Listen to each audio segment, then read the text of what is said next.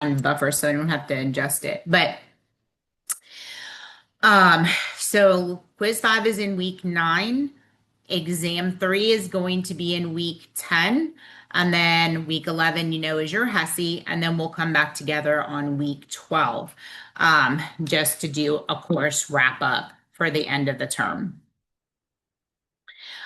So for this week, so we're going to talk about some nursing theory. Um, and then we're going to jump into critical thinking.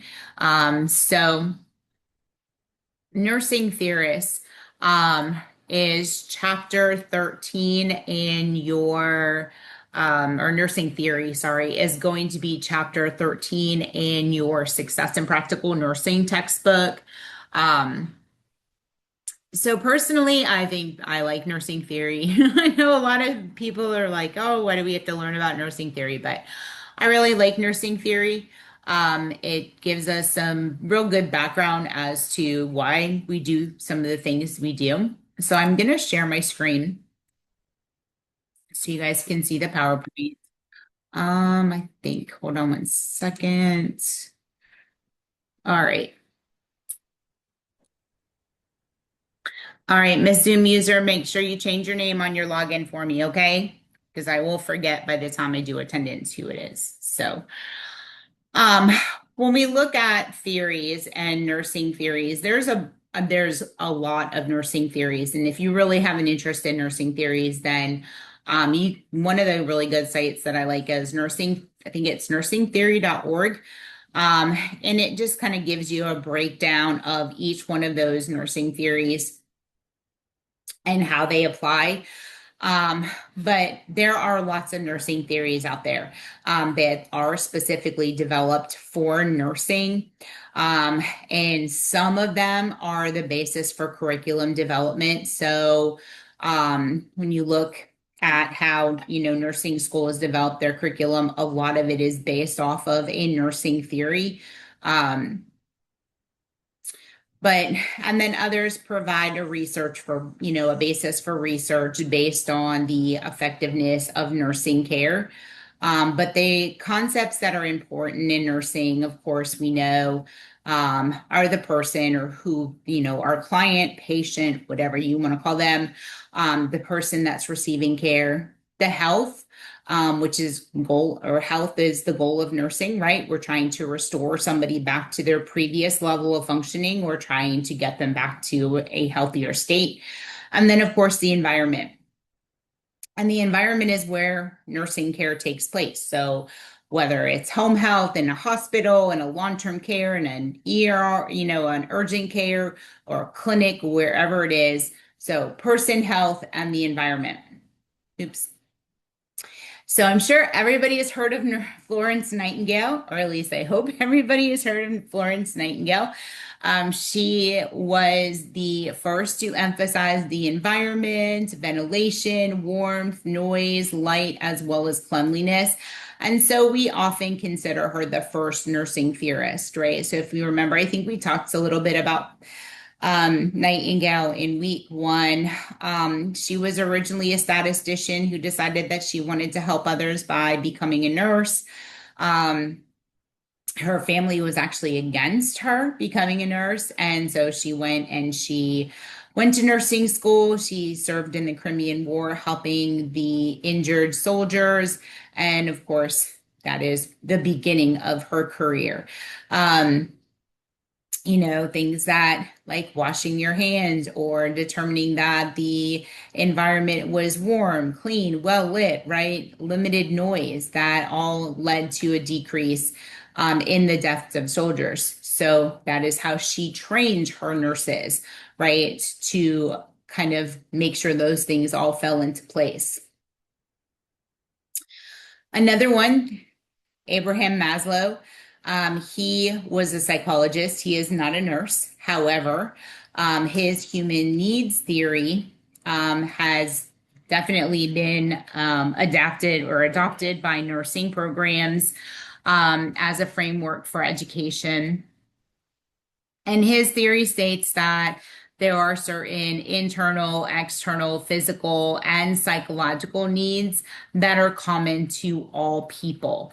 Um, and, if you remember his nice little hierarchy, right, we know those basic needs are at the bottom.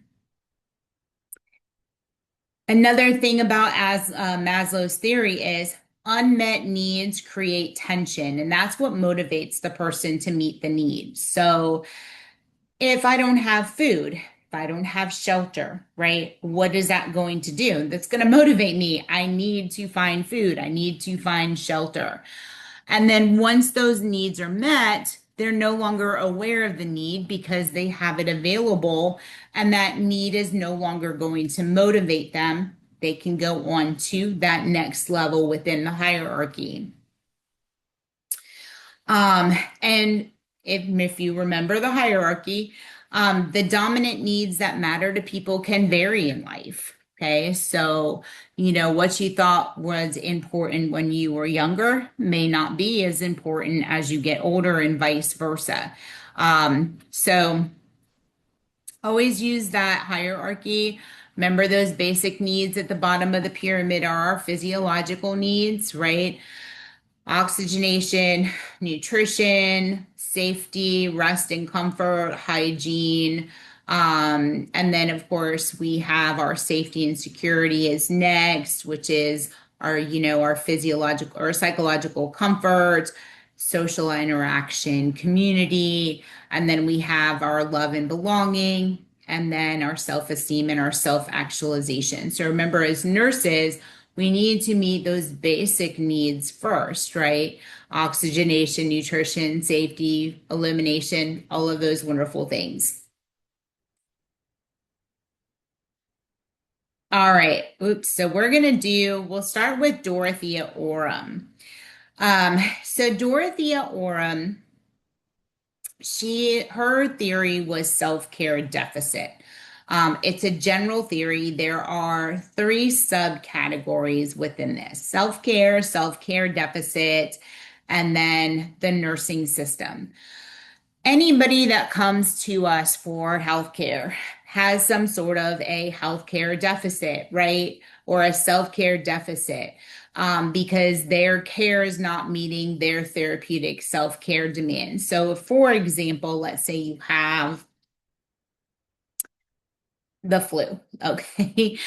And as most people do, we're going to try to treat those symptoms at home, right? We may get some decongestants, we may get some, cough medicine, some fever reducers, whatever it is, but it may get to the point where the symptoms are overwhelming and you're like, hey, I need to go to the doctor because nothing I'm doing at home is working, right? So it's a self-care deficit we're not able to do anymore in order to help us relieve our symptoms, right? So self-care, again, that's, maintaining a safe environment for life, health, and well-being. People learn how to respond to health cues in themselves, sometimes even in the environment, and we're able to maintain. And then that deficit occurs when we are not able to maintain anymore. And then the nursing system, right? The goal for us as nurses, we empower our clients through our interactions with them and our, therapeutic relationships to help meet their self-care demands. So depending on the needs of the client, we can do this either totally, partially, or just in a supportive role, right?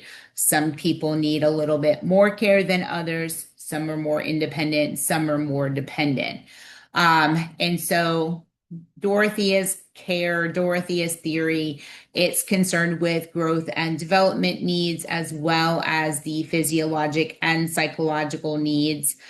So using that nursing process, that is how we identify some of their self-care deficits, right? And then we work with our clients, we develop interventions that will, help them to meet whatever the desired outcomes are. So you can see how Dorothea Orem's theory kind of fits into how we provide care. Madeline Leninger, um, she had hers. gosh, I'm like tongue tied. She had her cultural care theory. She had a huge interest in cultural care and how nursing responds to people of different cultures. And so she developed her cultural care theory. She identified two kinds of care in every culture. We have generic and we have professional. Generic are the home remedies that people use in care. So, it could be whatever, home therapies are being used. And then, of course, the professional care is the care that is provided by specially trained people to provide care. She also proposed three modes to guide nursing decisions when providing care. And so, of course, we have cultural care, preservation, and maintenance. And we know that this part is part of our health assessment, right? When we're interviewing our clients, we want to identify what their cultural care preferences are so we can assist people of different cultures to maintain their care values, to help them to maintain health or to restore health. And there's a variety depending on the culture. There's a variety of different culturally prevalent what's the word I'm looking for, practices that cultures use. Cultural care, accommodations, or negotiation. So basically, this is making sure that we are that the cultural practices that they are using are safe. And so I love I love the example in the book because I have actually done this.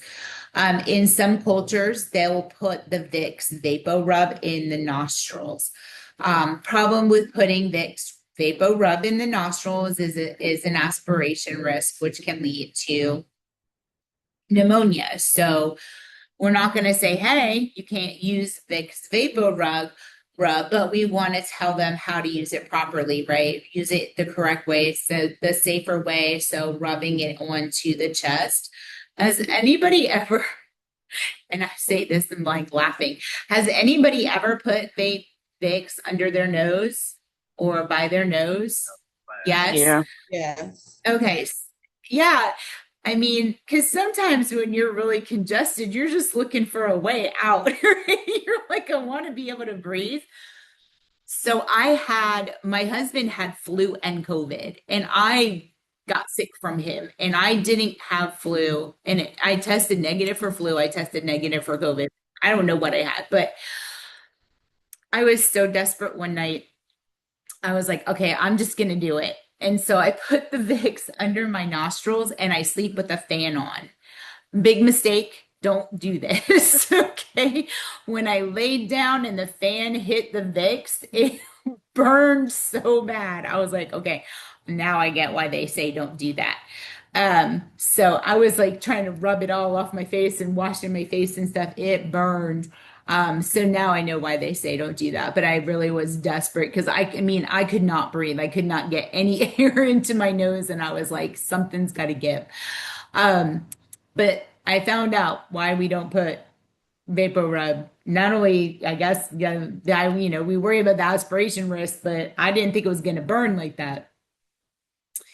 Um, and then cultural care repatterning or restructuring. So again, we want to respect the cultural differences, and it's just providing a safe and protective environment. And so the books, oh, I always remember the Vicks. The books example here, it was, in some cultures, they put mud on the infant's umbilical cord after they are born. And so you can see where that would be a concern, right, for infection, both locally as well as systemically. So we want to repattern that, restructure that, so we can show them, a better way to clean the area, so that, we understand the cultural differences, but we also want them to understand that the risk for infection is there. So again, it's cultural care, preservation or maintenance, the cultural care accommodations or negotiation, and cultural care or patterning or restructuring. And so anywhere, we can apply Leninger's care to any time that we are working with clients of a different culture. Hildegard Peplau, she had her interpersonal relations theory. This is a basis for developing that therapeutic relationship with our clients. And so it's a relationship that's developed, it has certain parameters and it is the major part of treatment. And so there are four overlapping phases. Hildegard Peplau was a psychiatric nurse, so she worked with adult and child psychiatric clients, and this is how she developed her theory. So there are four phases here. I don't know if you guys can see them. I can't because it's like way too small for mine. But the orientation phase, that's where the patient or the client seeks assistance because of a felt need, whatever, they have identified a problem and they have sought help. Identification phase, this is where the client understands the situation and is responding to the nurse who is supplying the assistance. The exploitation phase, the client begins to depend on the nurse and is, uses the help that is offered. And then during the resolution phase, this is where they have to give up the dependent behavior that they have developed with the nurse, and, be able to function on their own. And this is where the therapeutic relationships becomes to an end. And so it's important how the nurse handles this phase, to make sure that it is a successful, end to the relationship. And again, this is how we develop our therapeutic relationships with our clients, right? They come in to seek healthcare from us, and we have to develop that therapeutic relationship so that we can work with our clients effectively and safely. Then we had Rosenstock. Irene Rosenstock developed the health belief theory. It tries to explain why or why not a person will take action to prevent or detect illness.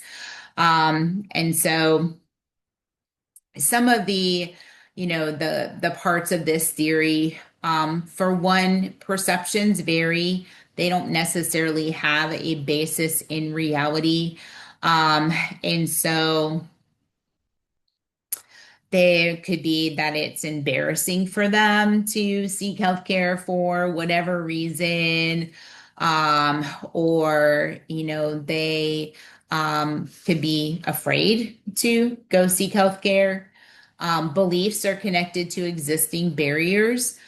So there's, of course, anybody can come up with a barrier, right? But this could be cost.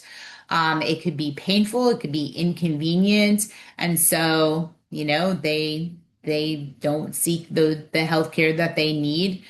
And then a cue to action is seen as necessary. And so these are things, like, I'm trying to think. It could be that the doctor's office sends a postcard in the mail, or they give you a call on the phone and say, hey, we haven't seen you in a while. It's time to come in for your annual physical, or, time to come in for your blood work. Or, any pain is one of those symptoms that will cause people to go seek healthcare, right? Because nobody likes to be in pain. Or it could even be a news story, that pops up, and that person watching the news story can relate to the situation and says, maybe you go see the doctor for what's going on. And so again, this theory can be useful too when you're using your nursing process. And it also helps for things like promoting those yearly exams, the vaccinations, as well as developing interventions and outcomes when people are diagnosed with a disease or a health problem, right? And we're working through that nursing process. Oops. All right. Sister Calista Roy.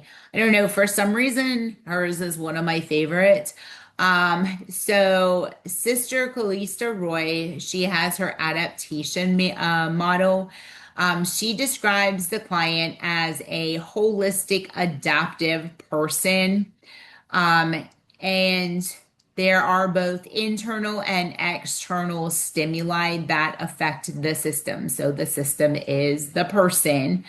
And so focal stimuli is something direct. So obviously, like patient experiencing pain, contextual are other factors that affect the focal stimuli. So, think about this, and I don't know if anybody's ever had this, but if you like sprained an ankle or broken a bone or had appendicitis or something along those lines, right? And you go to the doctor, you go to the emergency room because that area hurts. Okay, that's the focal. But then when you get the doctor comes in there, what do doctors do? Just kind of like nurses do, right? We want to look at whatever is injured, so we're going to touch it and poke at it and manipulate it. And that's the contextual, right? That's them actually being examined. And it's in most cases, it's definitely going to affect the focal stimuli, right? Because it's going to increase that pain a little bit. And then the residual, meaning the internal and external factors that may not always be evident. So these are, I think it says, what does it say there? It says memory, um, like a memory of previous pain and the effect it had on them. Um, Not everybody's experience with the healthcare system is a good experience, right? And so when people have to go to the emergency room, go to the doctors and do things like that, they often think about past experiences, right? They may have an already set expectation about what this experience is going to be like. And so we have to kind of understand that.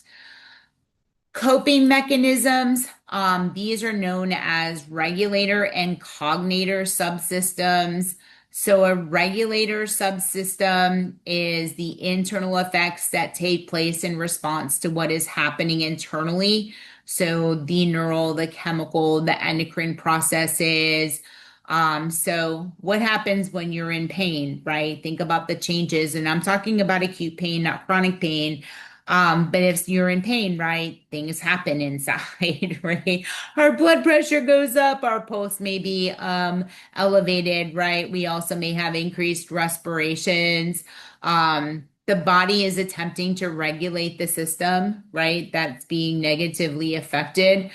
So we have these changes that go on, right? And then think about an injury. You have that inflammatory process that kicks in. So those are all those regulator subsystems. And then a cognator subsystem is the learning, the processing, the judging, the emotion that people use to cope with that situation, right? All the stuff that goes on in their head. Like, okay, I broke my foot. Now what I'm gonna do? I'm not gonna be able to walk. I'm not gonna be able to drive. Like, how am I gonna go to work, right? That's kind of like all you think cognitive. It's all this stuff that's going on.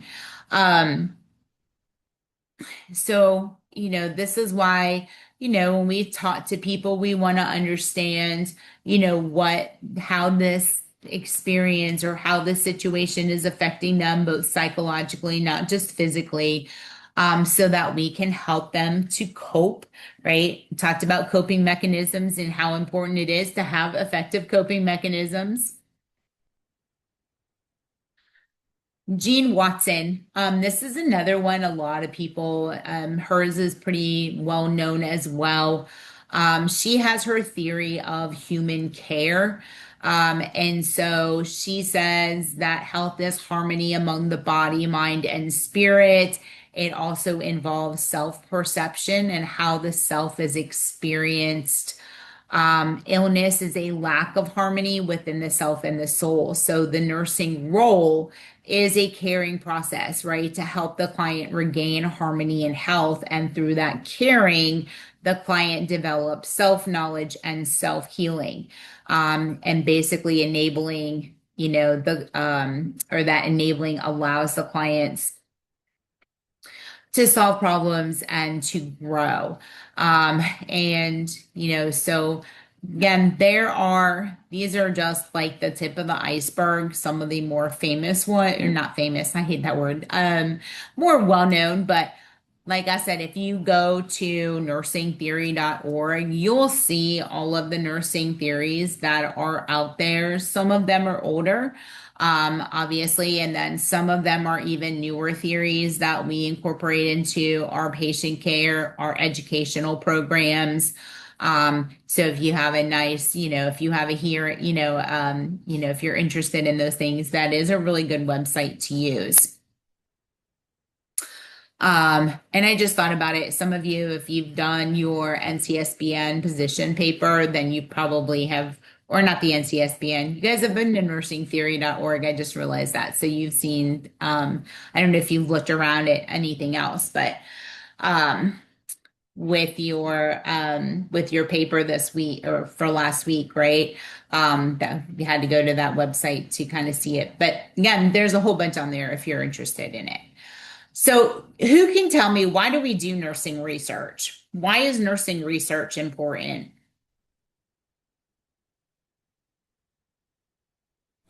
Because new medicines and things come out, so it's like everything is always changing. It's not really stuck in one spot or based off of one thing.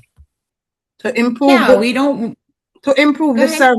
the service we provide for Yeah, individually. abs yeah, both of you are absolutely correct. We want to improve, right? We want to get better. We want to find better ways to do things. Um, And I'm sure, I don't know if anybody has ever heard a nurse say this, and I mean, I probably have said this in my career as well. It's just the way we do it, right? That's the way it's been done, so that's the way we're going to do it. Um, Not always the best way, right? Just because we've always done something that way doesn't mean that that's the best way to do it, right? So nursing research, um, it doesn't matter if it's nursing, it could be whatever field it is. It supports existing knowledge and it develops new knowledge, right? Based on variety of things, observation, experimentation, right? So think of Florence, right? When she initially went in and she studied those soldiers' morbidity and mortality rates out in the field, right? How can we change this, right? That was one of the first things that she went in and did. And like I said, she was a statistician, so she was able to pull those numbers really quickly. Um, so nursing research definitely, it has improved our knowledge. It's generated new knowledge, all of which influences our nursing practice. So here's some of the reasons why nursing is so important. Nursing research is so important.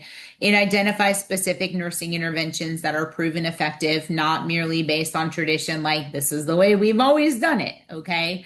And it provides evidence to support, right, the quality, the cost effectiveness of why we do what we do. And it generates that knowledge for clinical practice, not just clinical practice, but for nursing education and how we deliver our nursing services. So it doesn't matter what level of nursing you are, whether you're an LPN, an associate degree, a bachelor's, master's, doctorate, whatever. All nurses, everybody is encouraged to participate and promote nursing research. Um, and so, and I don't know like how it is, like I don't know, because I've never been to Essington or in that area. So, but like if you may hear on the radio that they are, let's say they're conducting, you know, uh, a protocol or a research protocol for like eczema or something. You might hear an advertisement on the radio. Hey, we're looking for people between these ages with this disease that are, maybe interested in participating in a research study, right? So they're trying to recruit volunteers. People that work within that research study, there's a variety. Of course, there's going to be the people that are going to do the monitoring and the assessing and the gathering of data. But there's also people that have to work directly with the patients, making sure that they're getting the need, they have their medication, the medication or whatever it is, the intervention that we're providing, that they're coming in for their, appointments and things like that. So there's all different ways to participate in research studies or nursing research, well, research studies.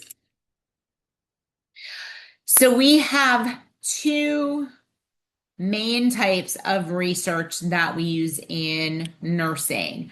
The first one is quantitative research. Quantitative is an objective study, okay? And sorry, hold on. And so with a quantitative study, we have variables, and a variable is the event that the researcher is trying to measure. So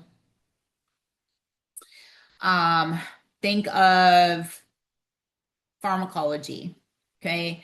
And when you learned in pharmacology, you learn about the FDA approval process, right? And so during the initial, before it goes out onto the market, right? And we're doing the study of effectiveness. We have two groups, right? We have one group that's receiving the new medication, right? That we're looking to test the effectiveness of. And then the other group that's not getting, maybe they're getting a placebo, or maybe they are just taking their standard medication. So we're comparing variables, one variable to the other. A randomized control trial, that is the recommended type of quantitative study. So again, we are, one variable is receiving the intervention, one group is receiving the intervention, the other one is not. Okay. And then we are going to compare the effectiveness from one group to the other. But again, we use the randomized control trial as the recommended way to do a quantitative research. It also helps to prevent bias and other things while those researchers are doing those. The other one is qualitative, and this is a subjective study. And so the researchers are going to get their data through either interviews or direct observation. And so it's a lived experiences.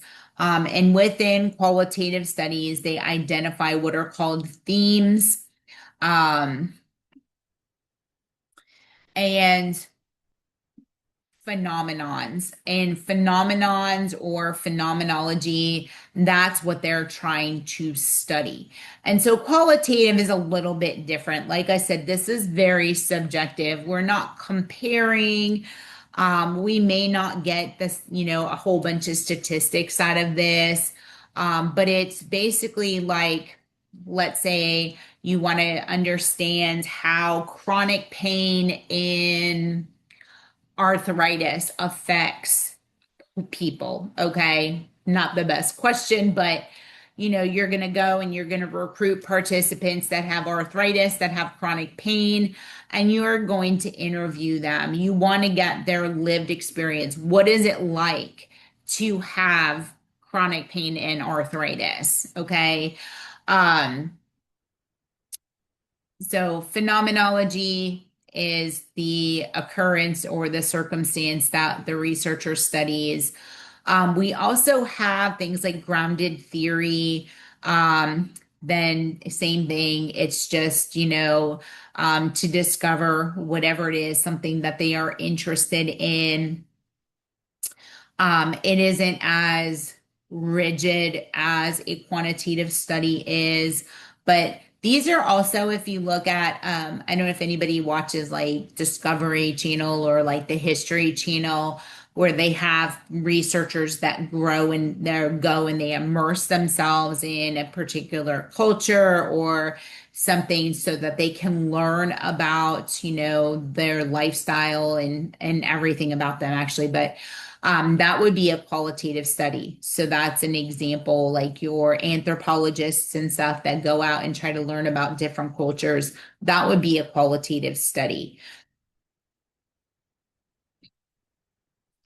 All right, so I notice a bunch of people are having to use the restroom. So let's just take a break. Be back at 3:10.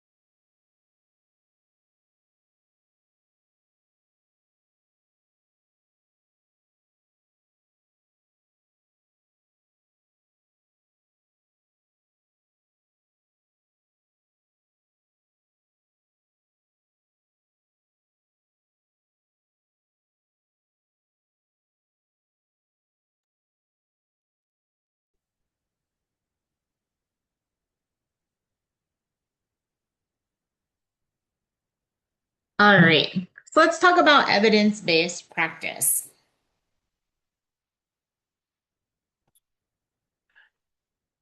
So Dr. Archie Cochrane, he was a British epidemiologist. He made a challenge. He challenged the public to only pay for medical care that was proven to be effective. He advocated for the use of those randomized control trials as a means of reliably informing healthcare practices. And so they developed the Cochrane collaboration. It was established to prepare and promote the accessibility of Cochrane reviews.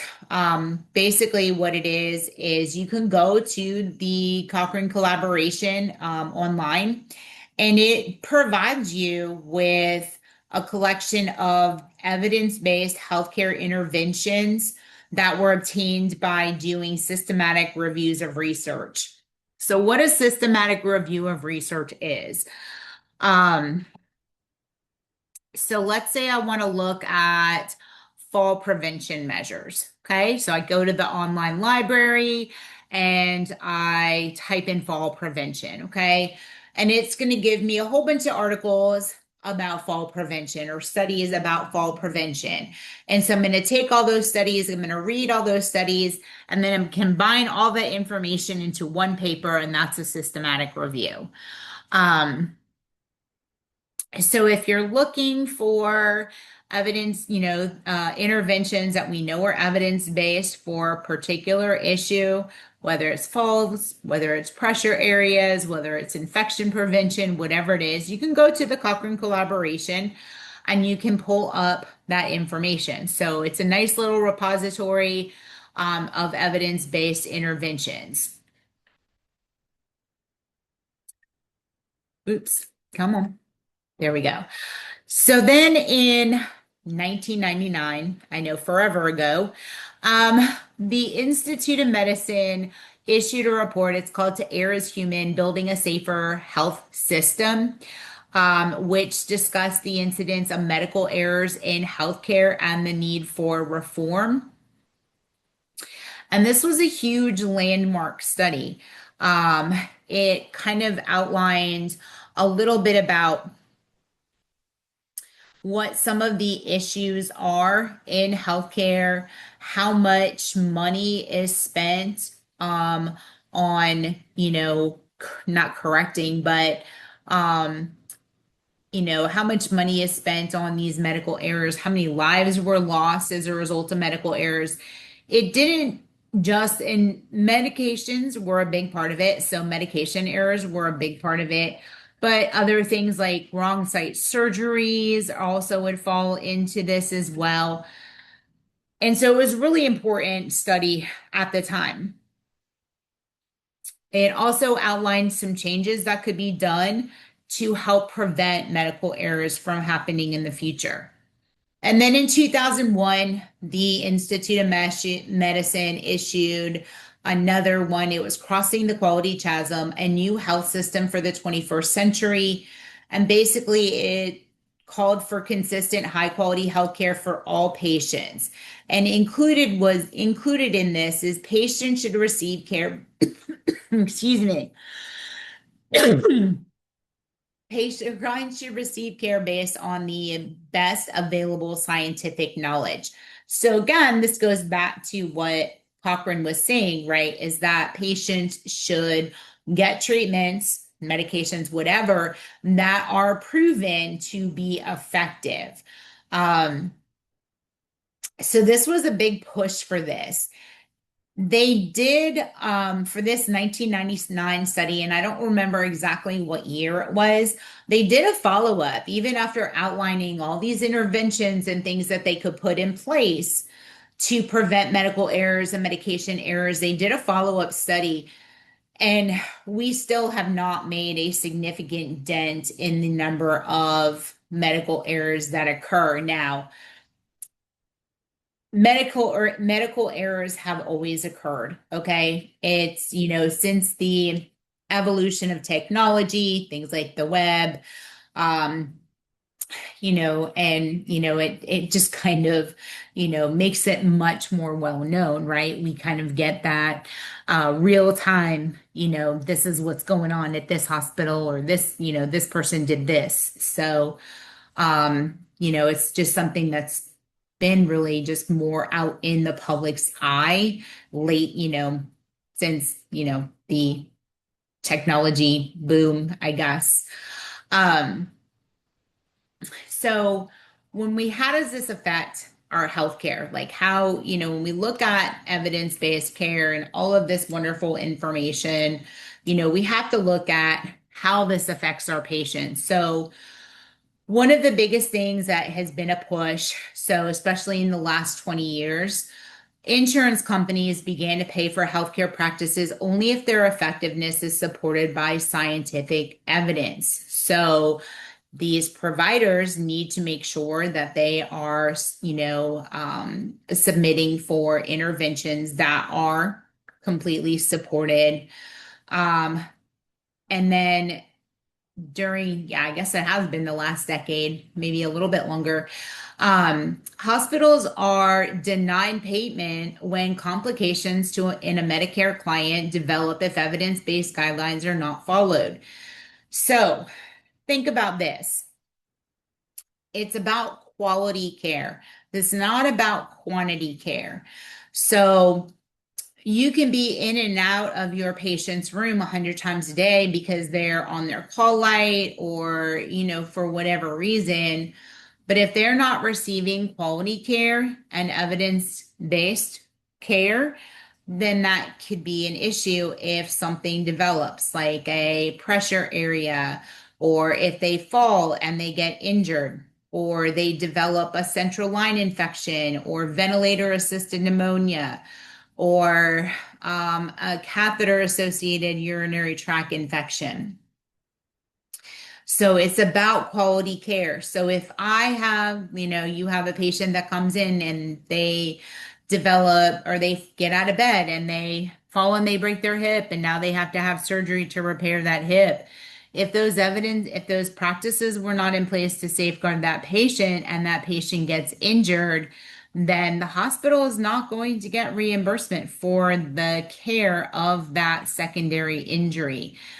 So this is a big thing, always looking at what your policies and procedures are for your patients, making sure that we're providing that quality of care. Because even if you've been in and out of that room 100 times and they still fall, we have to make sure all of these measures are put into place. Clients and families also are seeking the latest evidence, whether it's on websites, wherever, for the most effective treatment for illnesses and diseases. So everybody's heard the term Dr. Google, right? You put your symptoms into Google and you see what it says, right? And when people get diagnoses, a lot of people now are very technologically savvy. And so they're going to go to the internet. They are going to search and they are going to do their own research about what treatments are the best for them. So it's always supposed to have been a collaborative effort between clients as well as providers, right? And now clients are becoming even more educated about what is best for them.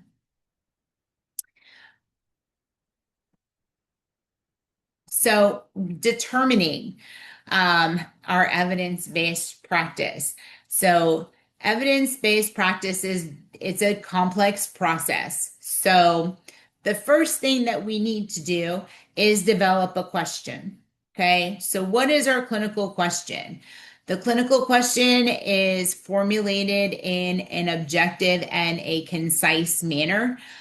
So I don't know if anybody has ever heard the term PICO question, but a lot of times that's the format that we may use. P is for population, I is for intervention, C is for comparison, O is for outcome, and T is for time.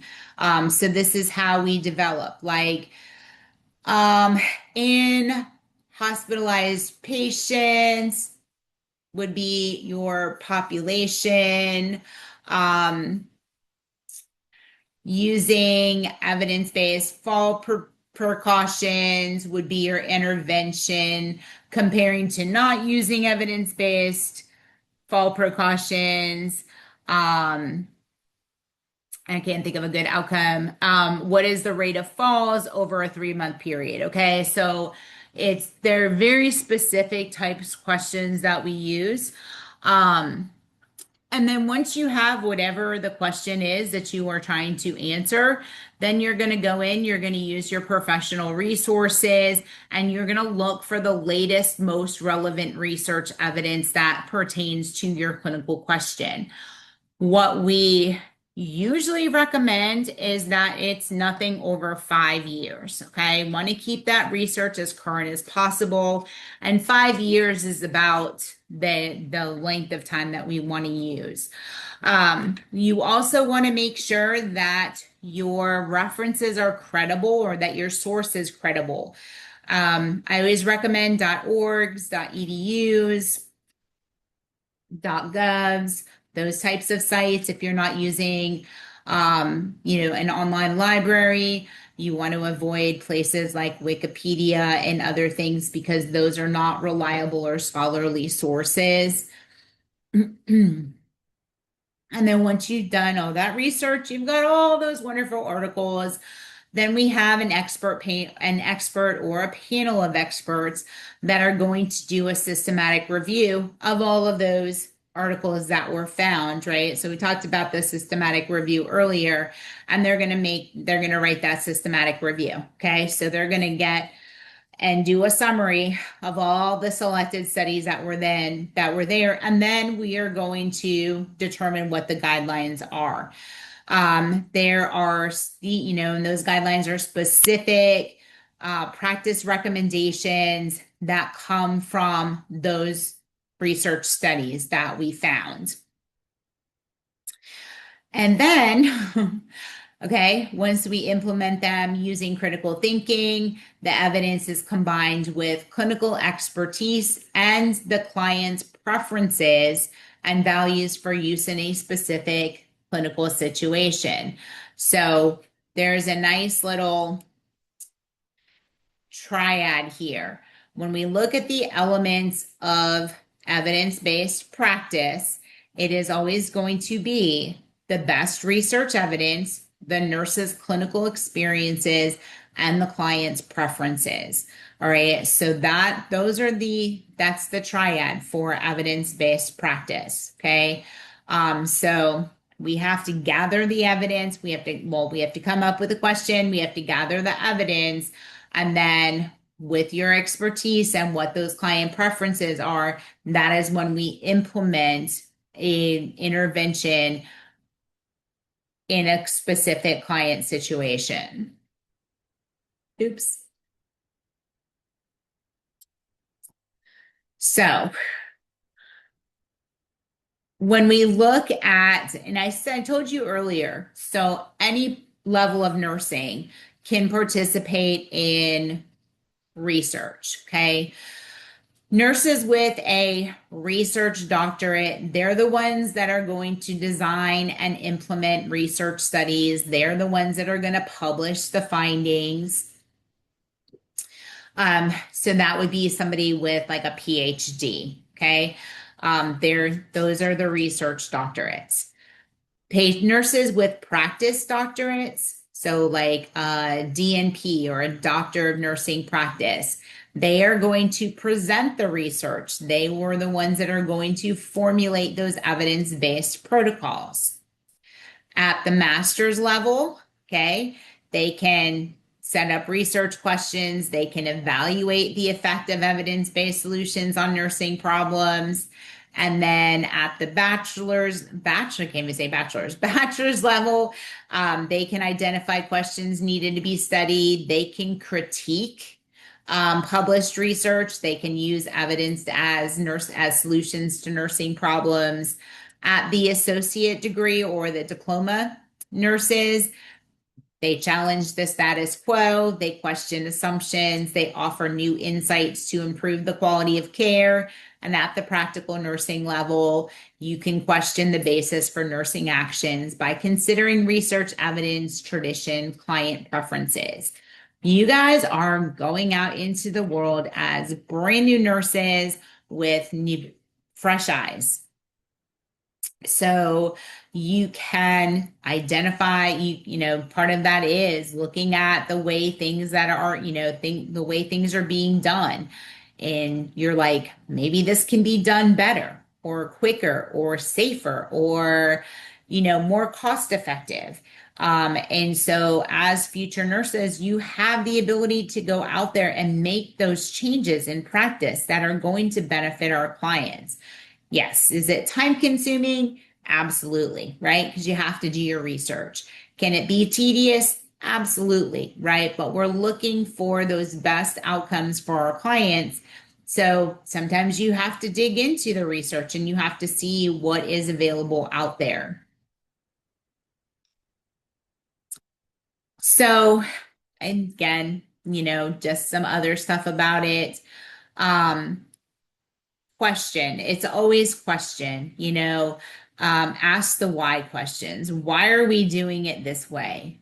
How long have we been doing it this way? Is there a better way that we can do something? So question those nursing actions. Think about the research, the evidence, the client preferences. Review current articles in professional sources as part of your student learning experience. But remember, as nurses, you will be lifelong learners. You're not going to stop learning once you stop this, once you end your program and you pass your NCLEX and you go back, go start working. You're still going to continue to learn. You still need to continue to research and, identify things that can be changed. You'll support nursing interventions on care plans and in practice with evidence-based nursing. And as a student and graduates, you will need to follow the protocols and procedures for nursing interventions of the agency in which you practice. That doesn't mean that they're always going to be the best. And this is why I said, never stop learning, never stop reading, never stop researching. Because you may identify, something that can be done better and safer for our clients. And so always have that questioning attitude. And be part of it. I mean, if something can be changed, change it. That is something that you always, and that's what we call that spirit of inquiry. Raise questions, challenge the status quo. Don't accept, well, this is the way we do it, or this is how we've always done it. Don't accept that as an answer. Okay. You want to challenge tradition. You want to challenge those existing practices, especially if you know it can be done. And sometimes too, we have to think about creative ways. So, we do this a lot, especially in long-term care. Okay.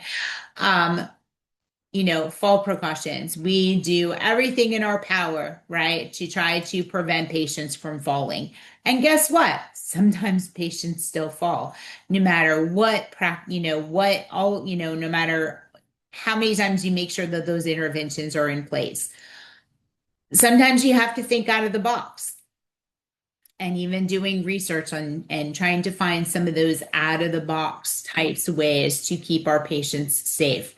And you can do that in collaboration with your patients. You can do research, all of those things so that you can really understand, how to make things happen. Not always the best, and it's not always easy. And so sometimes it does take some time getting to know your patients, really trying to, identify ways to keep them safe. Some of your patients are just, every time you think you've got a good intervention that's going to work, they just decide that they're going to, mess that all up for you. And they're going to try to find something else to, find a way around all those interventions. So, that's where looking at some of that research can really come into play. So any questions on I forget what chapter 17? Maybe it was chapter 17. It was chapter 17. No, it was not. My bad. It was chapter 13. All right. Okay. All right, so let's talk about, this is chapter 18 in your text. This is finding the right fit. So, and I just because I don't remember, where are some places that you want to work when you graduate? Tell me what you want to do when you become a nurse.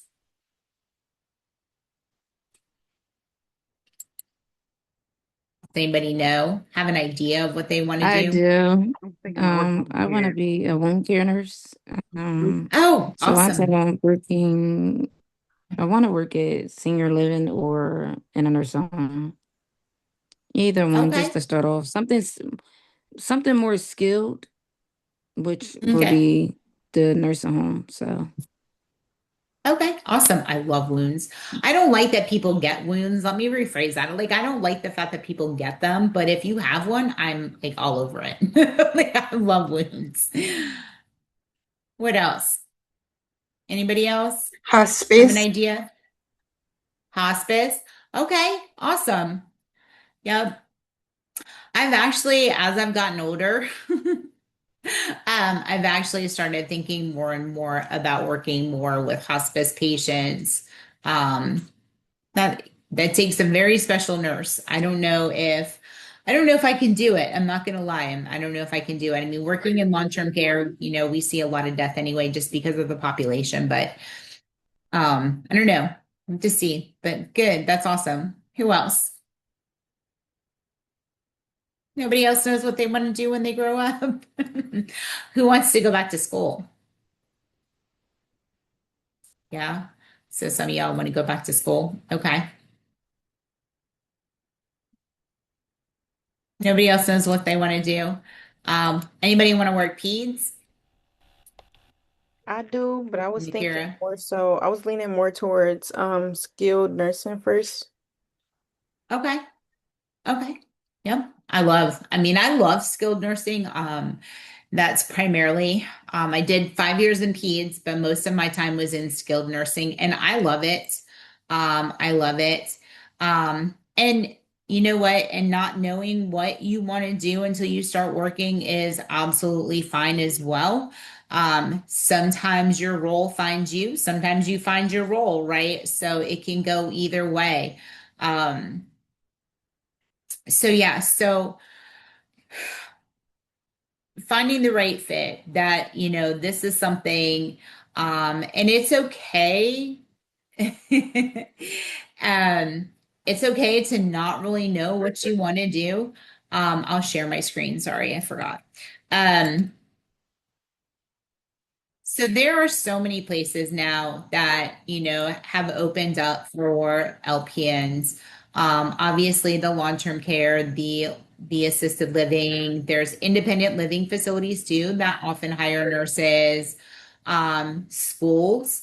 Um, so some of your school systems hire LPNs as part of the school nurse team. So that could be an option. Home health, mental health, military. Um, you can go into the hospital as well. There's also things like urgent cares and doctor's offices that are potential opportunities for you as well. So, outpatient clinics, doctor's offices, urgent care centers, chiropractic offices, the VA, hospice. Private duty nursing, health insurance companies, travel nursing, the coroner's office, pharmaceutical sales. There's also temp agencies that you can try. What is nice about I don't know much about the temp agencies only because I've never dealt with a temp agency before. So I'm not sure like if you already have to have experience or if they hire new grads. Um, so it really depends. Of course, the VA health system. I've had quite a few grads that have gone and worked for the VA.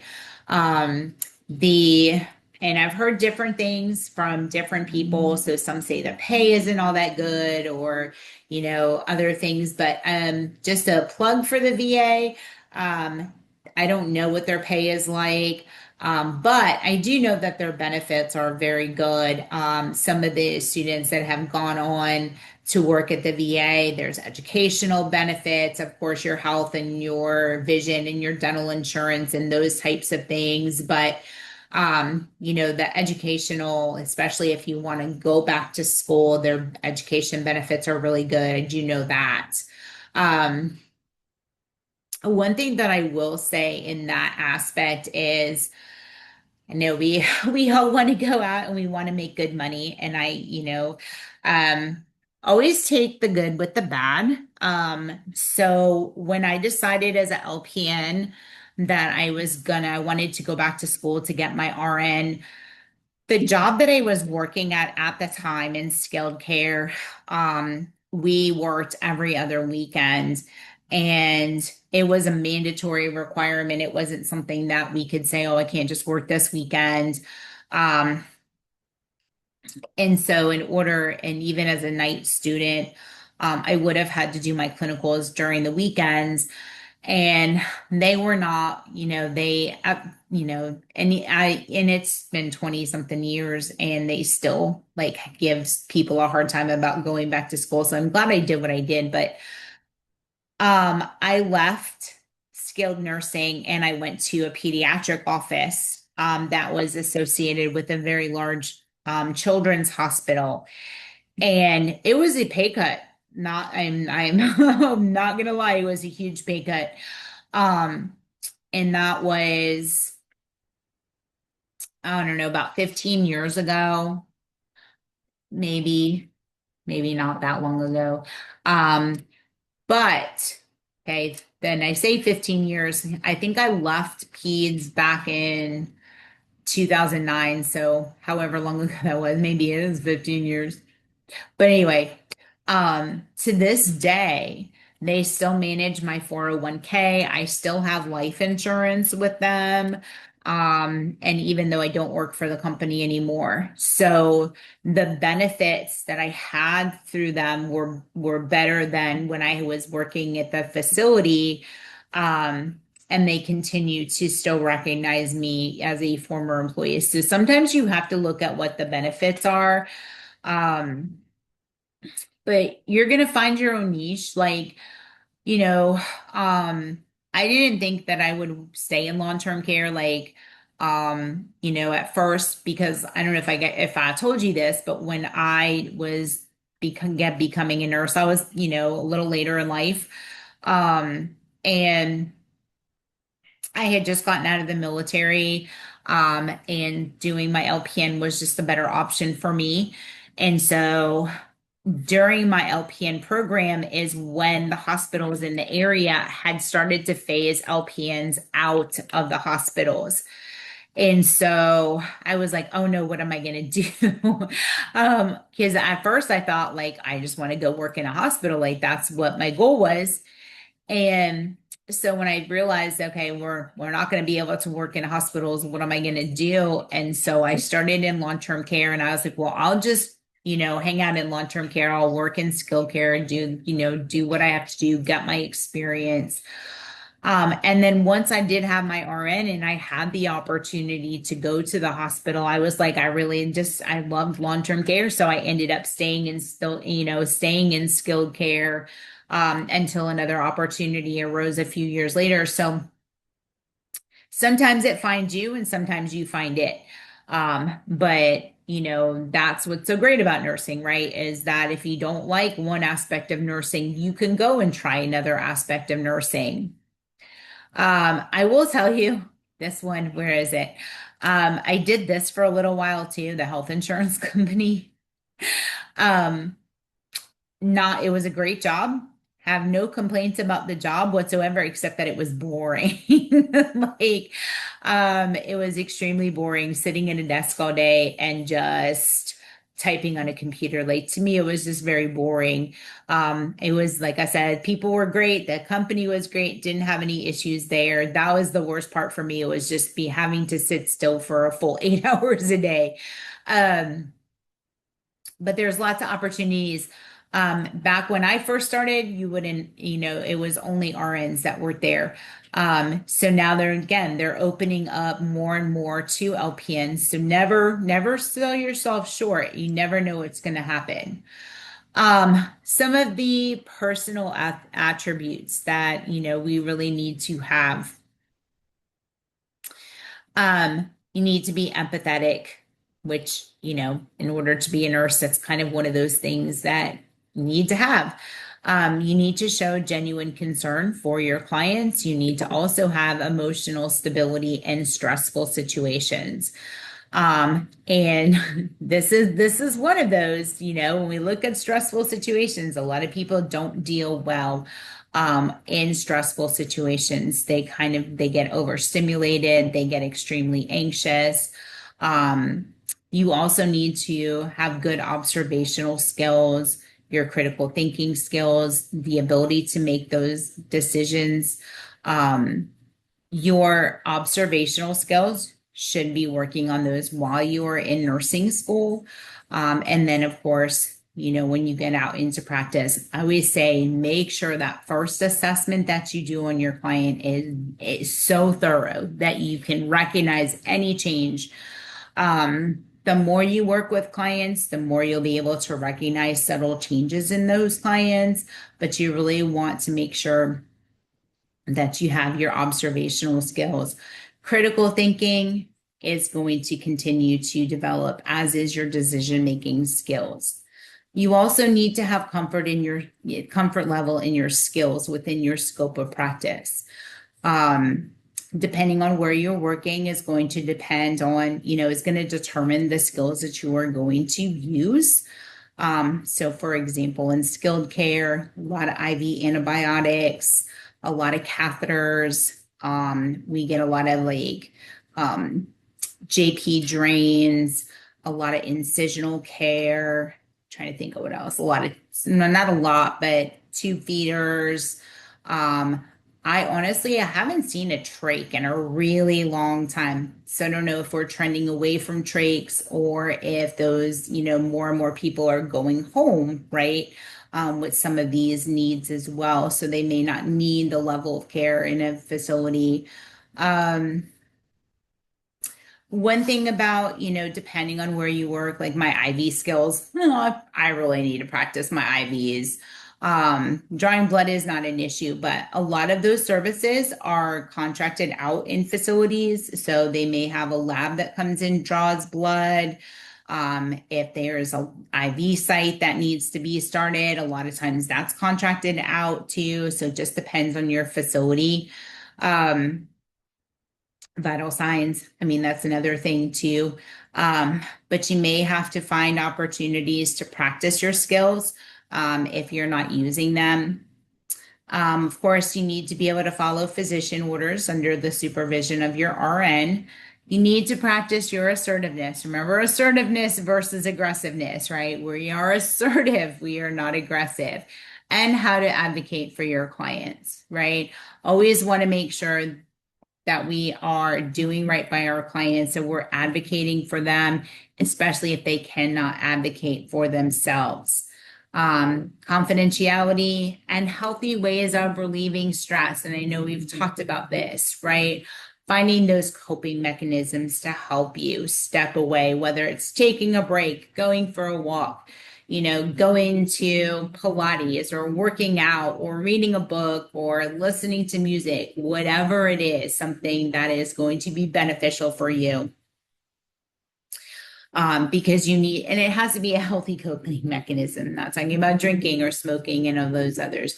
You want to, really identify something that works for you to relieve stress. Home health is a completely different environment. Anybody want to do home health nursing? And this is a different experience for a lot of people. Anybody interested in home health? No. Whoever said hospice, that you may do home health as well. But we are expecting a huge boom in home health services.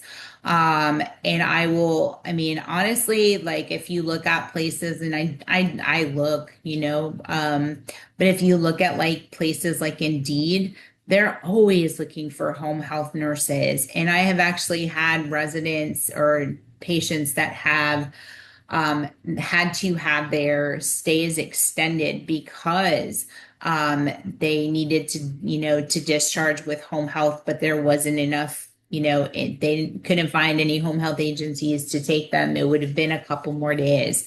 So that's another huge one. Some of the things with home health, obviously flexibility.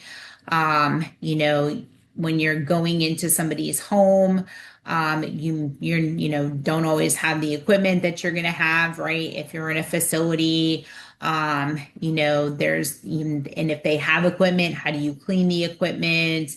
Assignments are going to change, based off of what the client's needs are, not what our needs are. It's a little bit different type of care. Obviously, communication skills are going to be absolutely necessary. You are in the client's home. And so it's a little bit different. You also are going to communicate with your client on their level. So you're going to be, how to adjust your communication skills to meet their needs. You have to have self-confidence. That's a big one. If you go into somebody's home and you seem insecure or uncertain, people are going to pick up on that, right? And they're not going to get that warm, fuzzy feeling. And so, if you don't know how to do something, don't do it, right? Ask for assistance from your RN. If you're unsure, you always step outside the home or in a safer place to, ask questions of, your supervisor, because you don't ever want to, have that client feel uncomfortable. Make sure that you're prepared, that you have everything that you need when you're going into the home for whatever reason why you're going in. Make sure you have all the supplies that you need. And be sensitive to physical and emotional change. So the RN will always do that initial assessment for your home health patients, but then it's going to be up to you as the LPN to recognize any changes that occur in the status and making sure that the RN is notified. Dealing with emergencies is also going to be different in home health as well, right? It's not like you're in a hospital and you can call like an MRT, right? And people are going to come running.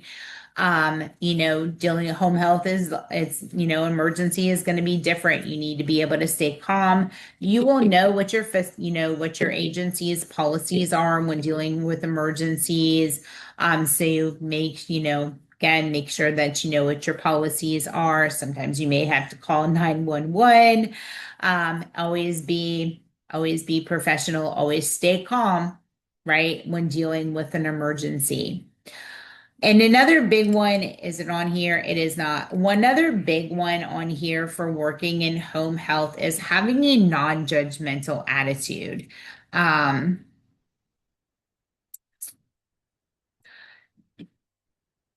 You're going into somebody's home.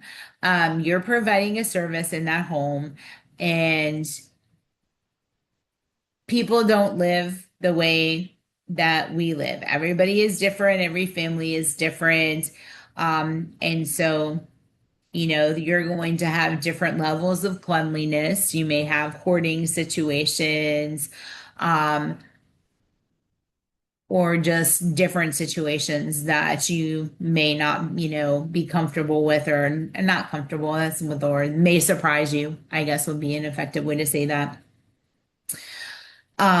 Home health nurses have to make sure that the environment is safe for those clients. Okay. So you will have reporting guidelines and all of that. If you walk in and the home is smelly, you don't want to be, oh my gosh, it stinks in here, right? You want to be very professional. You want to be non-judgmental. So your face, right? That body language. We don't want, you don't want to stereotype or do any of that. And that situation could be because they are in an altered state of health and they can't do the things that they were supposed to be doing, but then it also could just be that is how they live. And so these, there may be some situations that you may walk into. And I've never thought about doing home health. And I know, and it's not because I'm judgmental, but I don't like going into people's homes. I feel like I'm invading their private space. And so that's kind of why I'm like, no, I kind of stayed away from home health. Now, if I decide that I want to do hospice, I'm going to have to get over that. But everybody is a little bit different. I've had home health nurses for myself. I had a severe infection. I had a PICC line, and so they only had to come once a week. But it was still like, it's a stranger in your house, so it can be a little bit uncomfortable. But you know, it's whatever, you guys decide that, some people love home health. And I know a lot of places, I know even a lot of my grads that I've had over the years, they're all in home health. And as a matter of fact, when I had home health nursing, some of the nurses that came out to see me were actually previous grads, which I thought that was really cool. So it just really depends on what again, sometimes your job finds you, you don't find your job. So it really just kind of depends. Personality types. When we look at personality, so using your personality or your style to your benefit. So recognizing your personality type is, kind of can help you, um, especially when you're starting to apply for jobs and going in to, set up your interviews, knowing what your personality type. Sometimes even the person that is going to be interviewing you can be helpful. So there are 4 personality types that was actually Hippocrates defined these. So we have the analytical type. The analytical personality is very detail oriented. They're very perceptive, but they also tend to be very pessimistic. Your driver type are very blunt. They're hard workers. They make quick decisions. They're independent. They're that can-do person. There is also a tendency with your driver type to be assertive, distrusting, impatient, and high energy. They're also motivated by external recognition. So things like, hey, you're doing a great job, right? They want to hear that external recognition. The amiable type, they like to be liked, right? They want to be liked. They're easygoing. They're not going to take a lot of big risks. They like to blend in. They're very sensitive. They have a hard time making decisions, and they can be very quiet and soft-spoken. And then your expressive type, and I know everybody knows this type, the salesperson.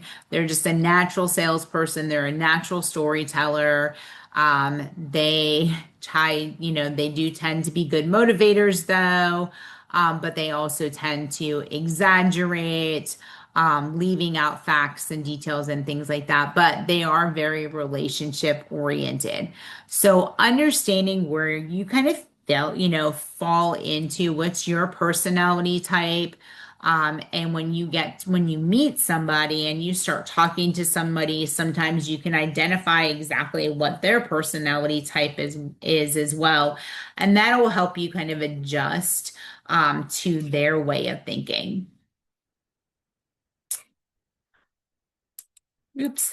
All right. So how do we respond? So if we are working or dealing with an analytical type, you want to, let's say, and this is more like if I'm going to give a report,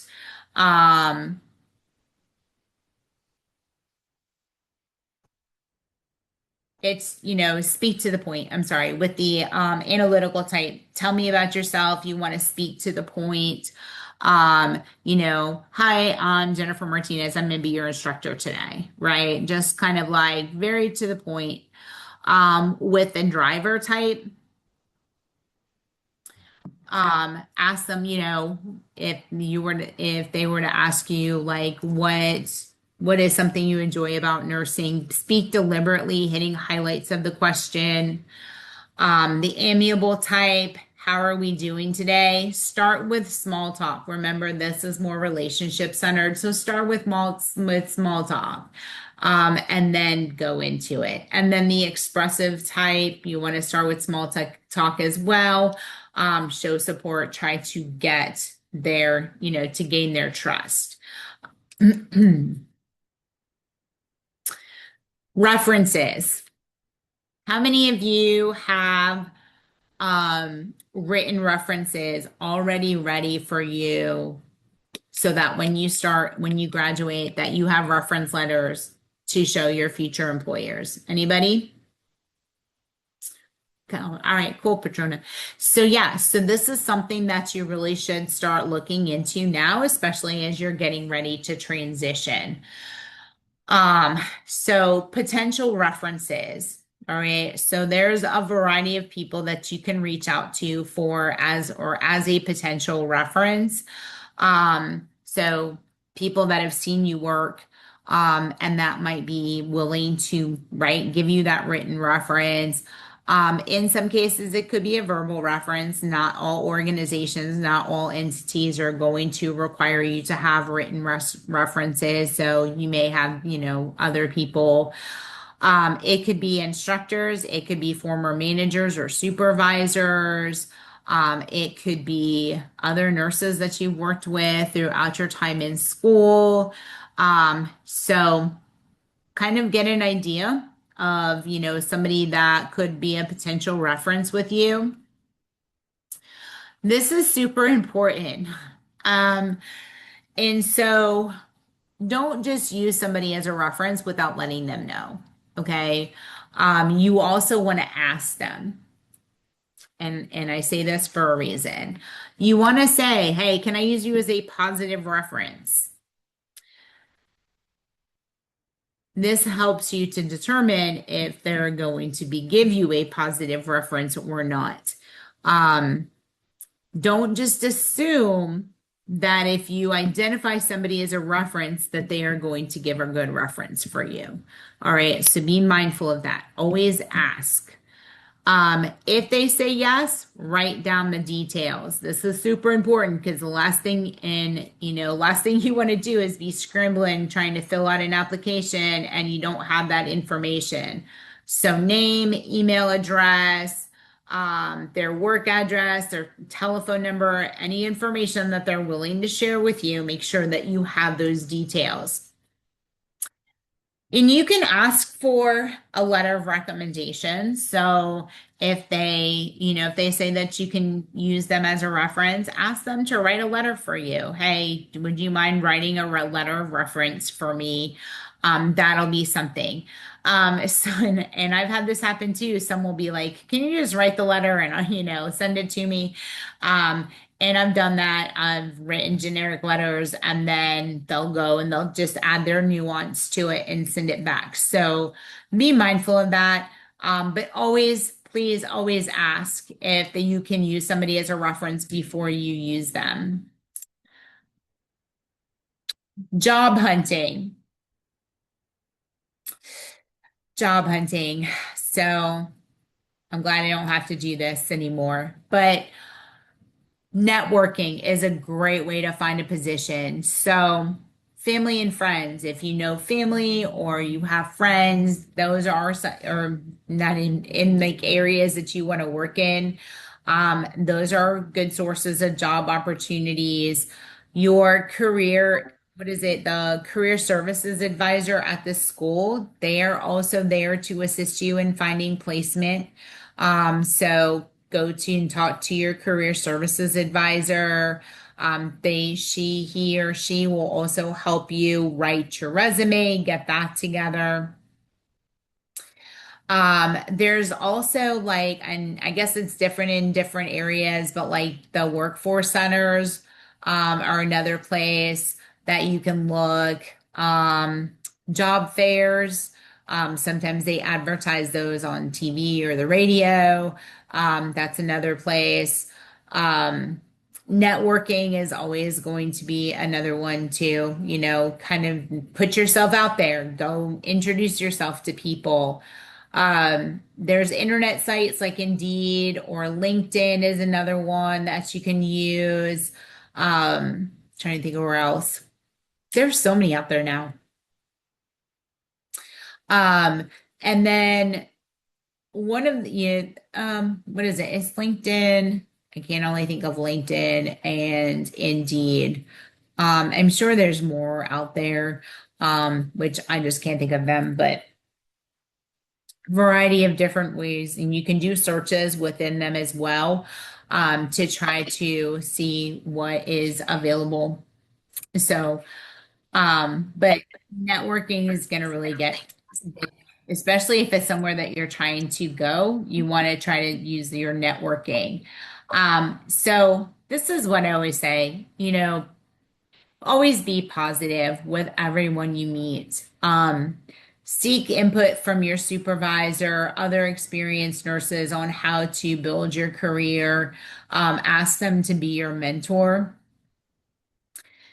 And then being positive, I'm going to tell you, is probably one of the biggest things.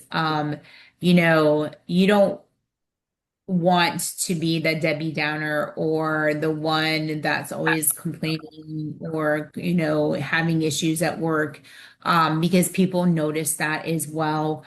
So that's why you always want to be positive while you are at work around people. You want to build relationships with the key people that you work with, whether it's your supervisors, your managers, your team leaders, your DON, whoever it is. Be willing to help, okay, without being asked. This is my biggest pet peeve. And this is, to me, this is more with the nurses than it is anything else. But be willing to help. If you're sitting at the nurses station and you're maybe doing, you're charting, or maybe you're not really charting, maybe you're just sitting there because your charting is done, whatever it is, and you see another nurse or even your CNAs running around crazy, go help them. Go help them. If you hear call lights going off, don't just go grab your CNA to answer the call light. Go see what your patient needs. Again, be willing to help. People that are willing to help are going to get more noticed. Ask about facility committees that you can participate in. This is another big one. Get involved. Committees generally, especially in in a hospital setting, they're usually going to have people from other departments. And so you'll meet other nurses from other departments. This is another way to network. Let's say you work in med surg and you really want to work in, mother baby. Okay. Joining committees and things like that, you get to meet people from that unit and you kind of get to learn about it. And they may, hey, there's a job that's getting ready to open up, or, maybe you should hurry up and apply, right? That kind of thing. So sometimes you'll get those opportunities. Professional and community organizations, this is really good as well. So I'm a member of the American Nurses Association. And through the American, or is it the NLN? I don't remember which one I'm a member of. I think it's NLN.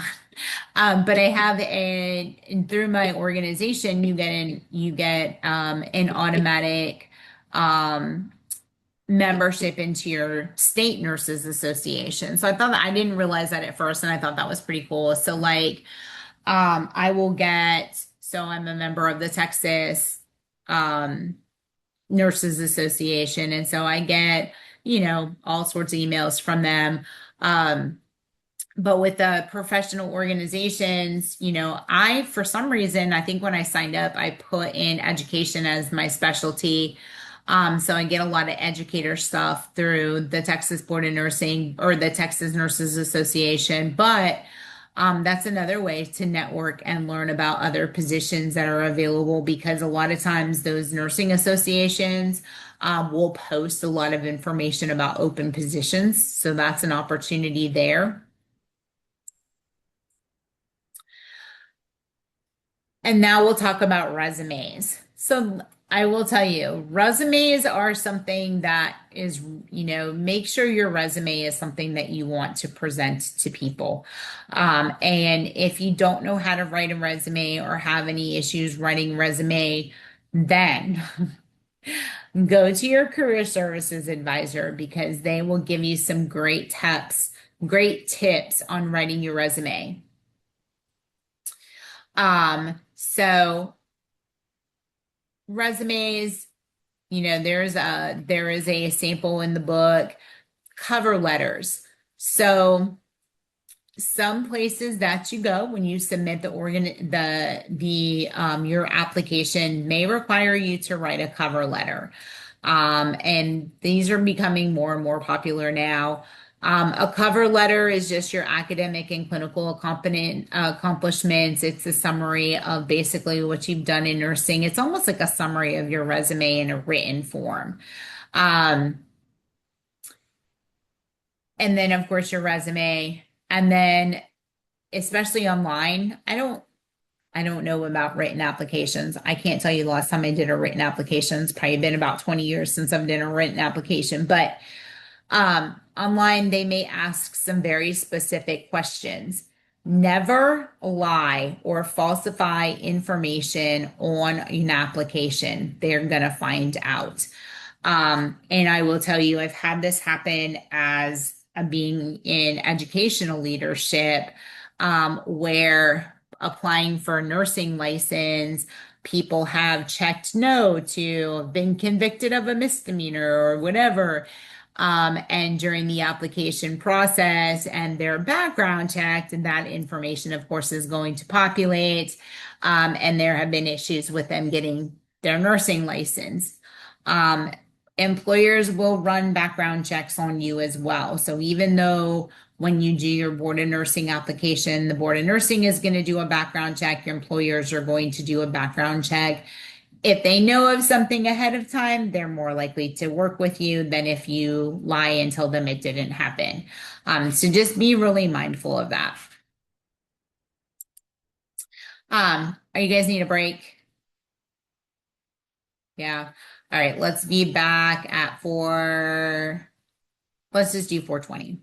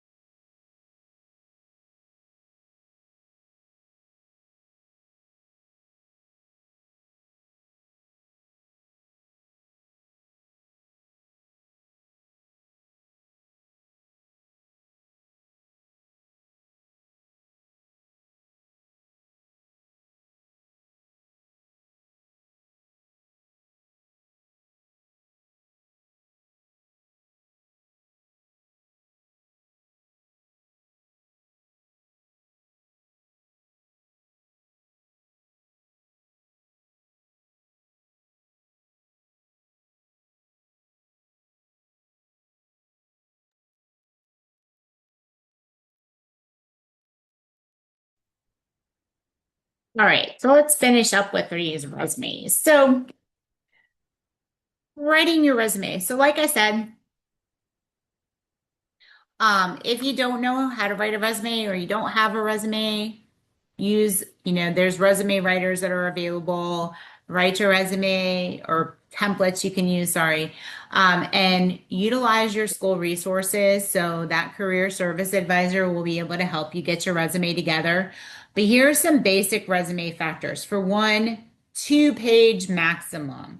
All right, your resume shouldn't be a dissertation. Okay, so 2 pages max. Use a quality bond.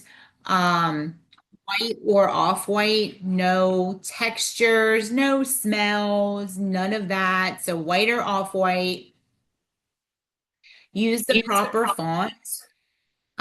Use spell check. I can't tell you how many, just please use spell check. Um, Type and save. So once you type it, you want to print out a couple pieces. You want to type, you want to have a couple printed resumes, but you also want to have an electronic version. So if you're going to apply for jobs online, you want to have an electronic version that you can upload. Avoid faxing unless they request you to fax it, just because it can get lost. But make sure it's balanced, and you really want to emphasize your strengths on there. Now, other things too, just to throw in there, as someone who has received lots of resumes and has done lots of interviews with people, don't put your big old picture on there and all that fancy stuff. Be very basic with your resume. Again, 2-page maximum, white or off-white, use the proper font, use your spell check, use your grammar check, balanced space. You can use bullet points underneath your job experience. That is fine. You don't have to write a whole dissertation. Questions about when you go in for your interview. So there are some illegal questions that they may try to slip in there when they are interviewing you. All right. And so there are ways that you can answer these questions without calling them out, so to speak. Okay. So, for example, if they ask you if you've ever been hospitalized within the last 5 years, okay, you don't want to say that's none of their business. Just say that you don't have any health problems that would interfere with you fulfilling your described position. If they ask you if you've ever been on workers' compensation, again, either it's not applicable because you've never, or you can just say, I'm able to perform all of the described job duties. If they ask you if you have had a criminal record, be honest and factual. Okay. Again, don't try to hide it. Don't try to lie. Just be honest and factual. Yes, whatever it was, this is what happened. So this example here, it says, I've received a speeding ticket, but I have never been convicted of any misdemeanors or felonies. Okay. If you have a misdemeanor or a felony, be honest, be factual about it, and tell them what you have done to compensate for that. Interviews can be scary. I don't care how many interviews that you've been on. I don't care how long you've been working. Interviews can be very scary. People get nervous, right? Things happen. You want to prepare for the interview as best as you can. And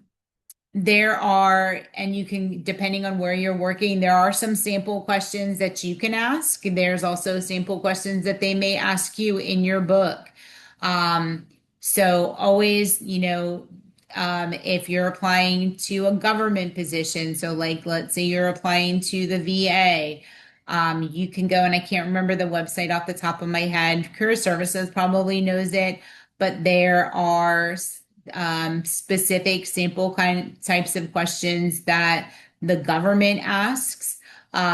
So go on and look to see what those sample questions are as well, so that you can prepare yourself.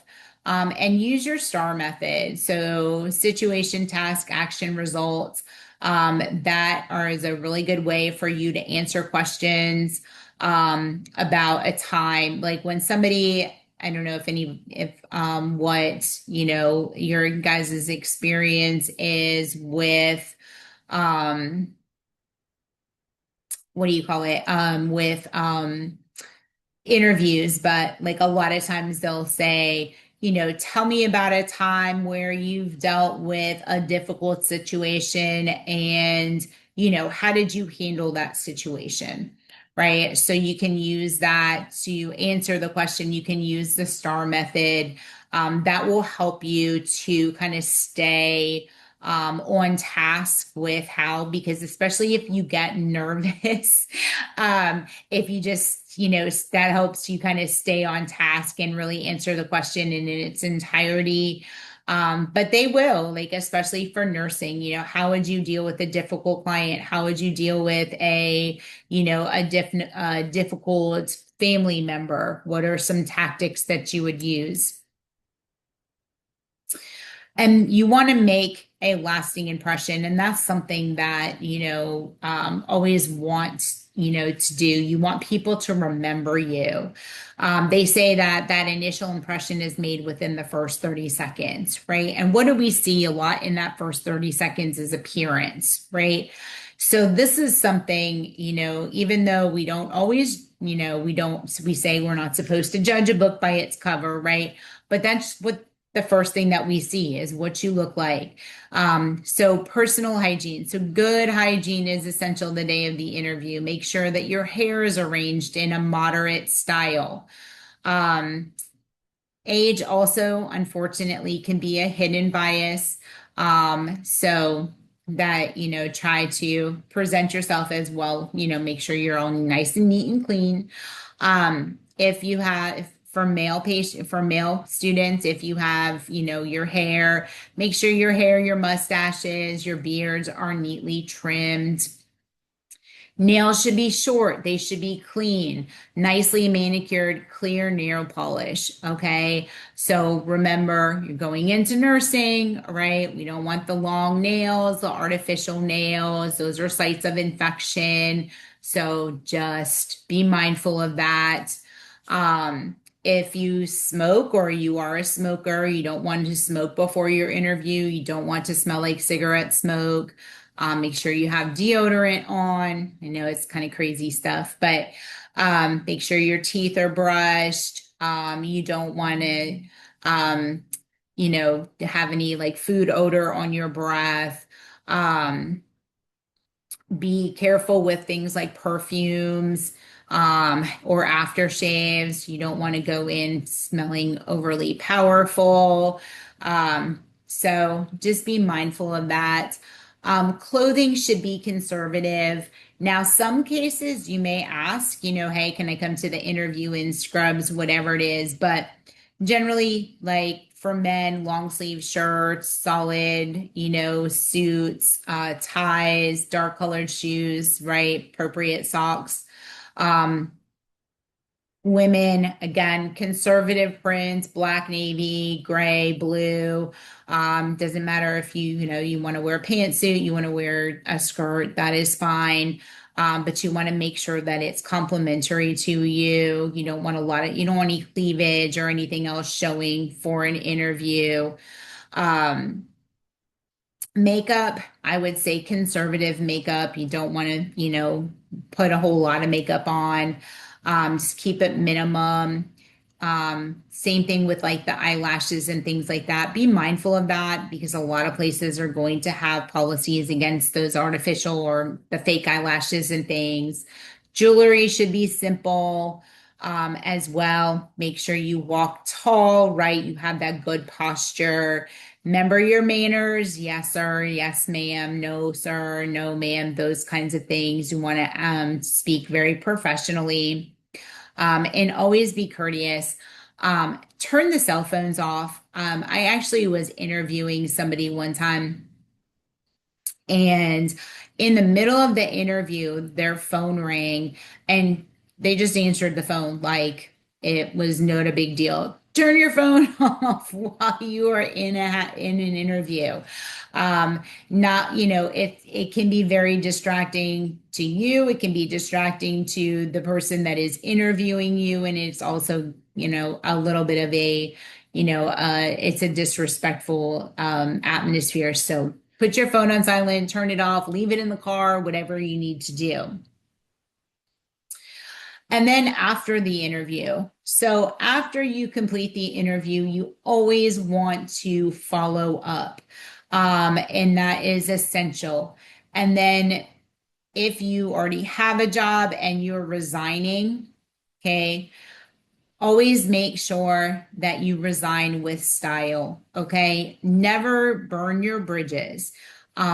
Nursing is, there's a lot of nurses, there's a lot of hospitals, a lot of doctors' offices, a lot of clinics, but I promise you, nursing is a very small world. You never want to burn your bridges. So always, write a resignation letter, do the appropriate thing, whatever the policy is for your current employer. If it's 2 weeks, if it's a month or whatever, you want to make sure that you follow that policy. Always, say something like, please accept my resignation, effective whatever day it is. And then say something positive about the organization. Like, I've really enjoyed my time working at this place. It's allowed me to grow both professionally and personally. Whatever it is, just be very respectful, always resign. Now, some places that you work at, they may say, okay, no worries, this is your last day. Others may say, okay, you submitted your resignation, go ahead and, you can just not come back, kind of thing. It just depends on the policies of the organization. So always, always never burn your bridges, always leave on good standing. The National Council of State Boards of Nursing Transition to Practice program. So this was developed in 2007, and this was developed to help new RNs, new LPN graduates transition into the work environment from the educational environment, right? And so one of the goals was to increase retention and improve client outcomes. So that is why they kind of developed this model. It is very similar to a residency. And so what happens with the transition to practice model is a trained nurse or a preceptor is there to assist the new grad, apply the theory that you learned in nursing school into practice. It also helps with developing those clinical reasoning skills, improving safety, and decreasing practice errors in the care of clients.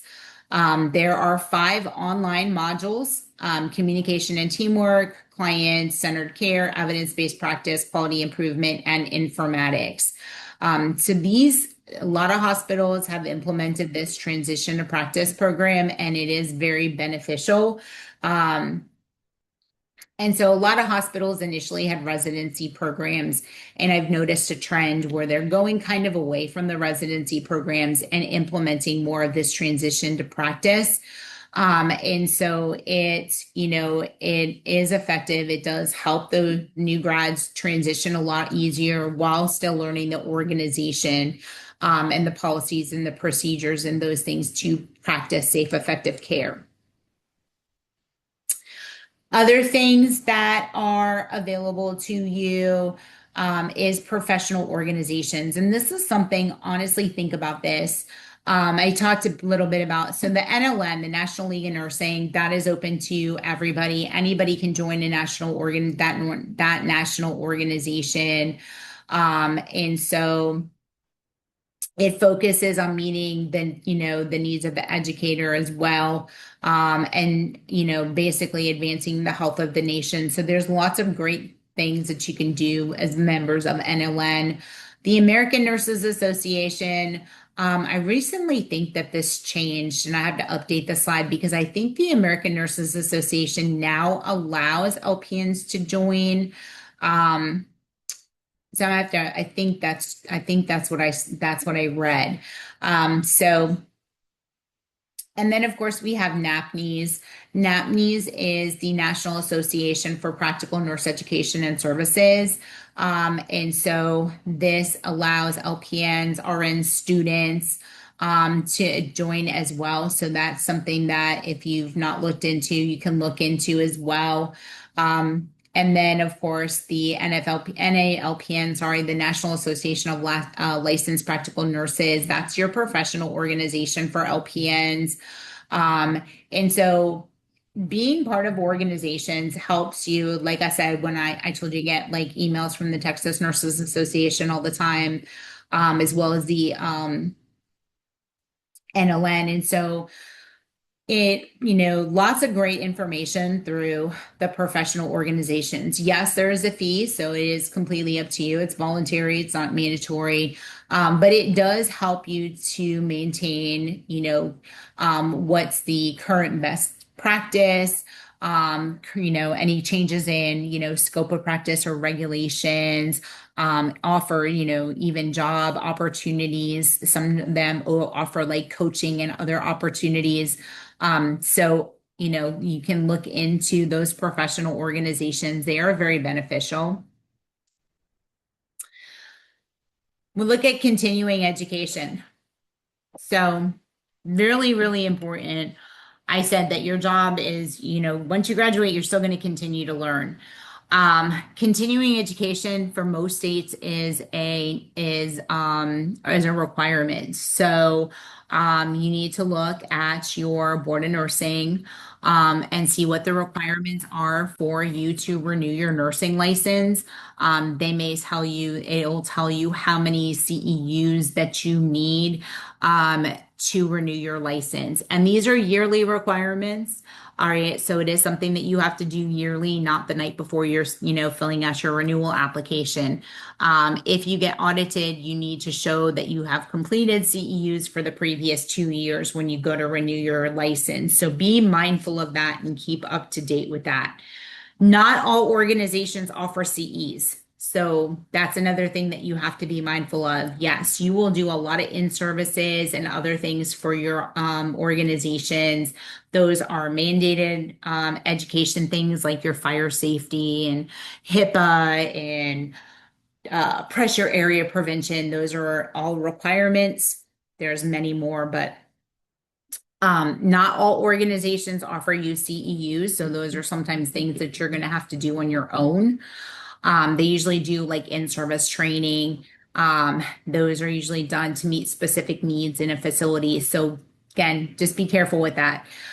Workshops is another one. Those present information and an opportunity to practice what is taught. So if it's a new skill, a new piece of equipment, they may have a workshop where you go in, you learn about the equipment, you learn how to use the equipment. But like I said, continuing education units, be mindful of those.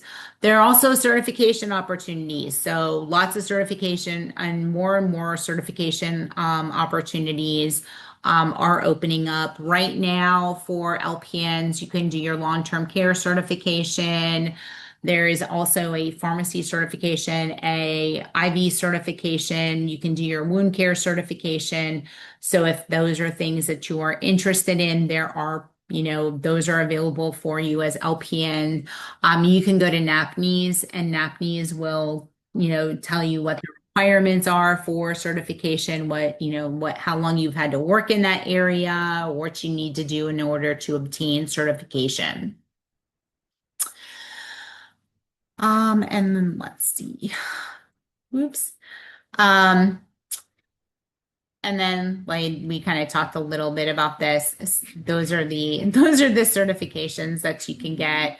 And then registered nurse career pathway. So I don't know if you plan to go back, LPNs, it is opening up. You have more opportunities as LPNs when I was an LPN. And it just depends on what your goals for your future are. If you decide to If you decide to go back and get your RN, obviously things are going to open up even more for you, those opportunities. So it really, again, depends. There is a good salary difference. I will tell you that there's a decent salary difference between LPNs and RNs. And one thing too, when I said earlier, right, look at what the benefits are for the organizations. Most places of employment will offer some assistance in paying for your to go back to school. Another thing, and I forgot to mention this, is some organizations also help you pay your student loans. Okay, those are sometimes I've like seen it like on Indeed where they offer like student loan reimbursement, or I forget what the term is. But those are things that you can look for too. Obviously, if you use any of those benefits, you have to, say that you're going to stay in that, at that organization for a period of time. But look at what the benefits are offering as well, not just like this is how much you're getting paid to do this, right? You want to look at those benefits and see how those can benefit you as well. All right, any questions?